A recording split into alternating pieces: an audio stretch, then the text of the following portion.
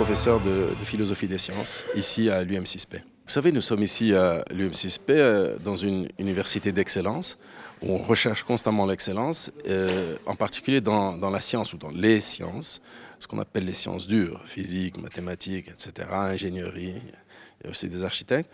Et c'est dans ce cadre qu'on organise chaque année la semaine de la science, où on prend un thème, un seul. Donc cette année, c'est la complexité. Et on demande à tous les départements de participer à cette semaine de la science à partir de ce thème. Donc les gens qui font computer science arrivent avec, mathématiciens arrivent avec leurs propres idées sur la complexité. Ça, c'est une chose. Et ce qu'on fait aussi, c'est qu'on essaie d'attirer sur le campus à Ben Guerir. Et au début, c'est pas simple parce que les gens ne savent même pas. Les gens ne savent pas que c'est une ville absolument extraordinaire. C'est l'avenir, Ben Guerir. C'est mieux que New York. Mais les gens ne le savent pas. Donc quand on les invite, ils hésitent. On arrive à les intéresser, ils arrivent. Et là, on a aujourd'hui sur le campus une quarantaine, une cinquantaine d'intervenants de très haut niveau. C'est-à-dire, c'est des gens du niveau du prix Nobel. Il y a des gens qui sont officiellement des génies. Et donc, ils donnent leurs conférences, les étudiants sont là, ils font connaissance, ils échangent des adresses mail, etc. Et on espère ainsi créer ici à Ben Guerir une sorte de tradition où une fois par an, les meilleurs cerveaux de la planète viennent. D'ailleurs, ils sont tous très heureux d'être là. Hier, j'ai dîné avec une dizaine d'entre eux. Ils n'avaient jamais mis les pieds en Afrique, ni au Maroc, a fortiori, mais même pas en Afrique. Et quand ils ont vu notre campus, quand ils ont vu la qualité des étudiants, des questions qui sont posées, la qualité aussi des collègues qui travaillent ici, ben, ils étaient ravis. Et la plupart d'entre eux m'ont dit, mais on reviendra. Donc voilà, c'est la semaine de la science du l'UM6P. Essayons d'ailleurs de finir cette semaine de la science.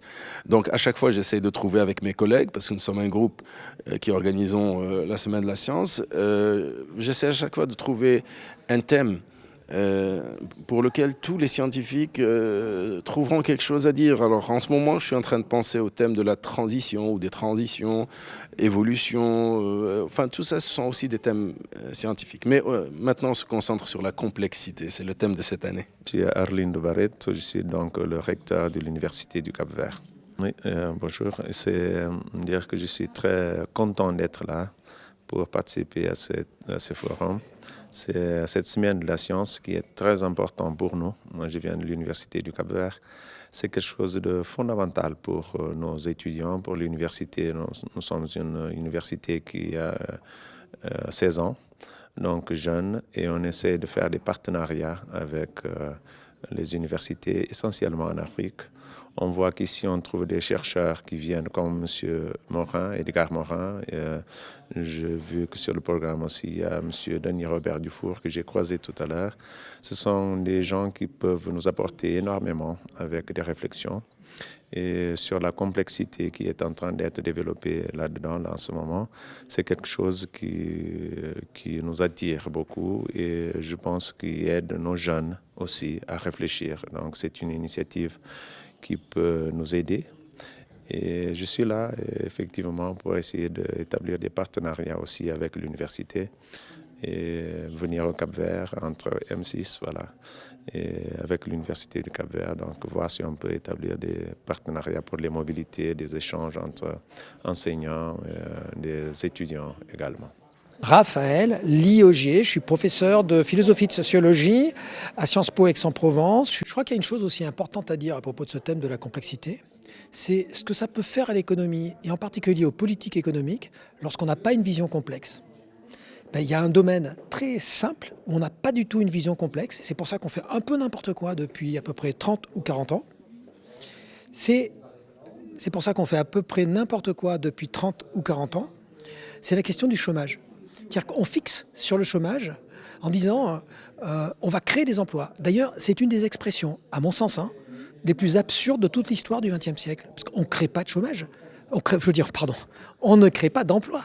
On crée de la richesse et après on distribue la richesse dans l'ensemble du système. C'est-à-dire on produit, qu'est-ce qu'on produit, pourquoi on le produit, est-ce qu'il y a des besoins, est-ce qu'il y a de l'offre. Non, là c'est comme si l'emploi c'était un truc indépendant. C'était devenu d'abord la richesse en tant que telle. Et donc on a même des expressions complètement absurdes, hein, du genre bassin d'emploi, comme si c'était de la houille ou du phosphate. Puisqu'on est ici, on allait le chercher, qu'il était là depuis l'origine et qu'il fallait créer de l'emploi, même si ça produit rien, l'important c'est qu'il y ait de l'emploi. On va partager l'emploi. Mais non, on ne partage pas l'emploi, on partage la richesse. Moi, dans mes livres, je parle tout le temps de ce que j'appelle le regard de l'extraterrestre. Si un extraterrestre nous regardait, je dis, ces gens veulent créer de l'emploi, mais de quoi parle-t-il?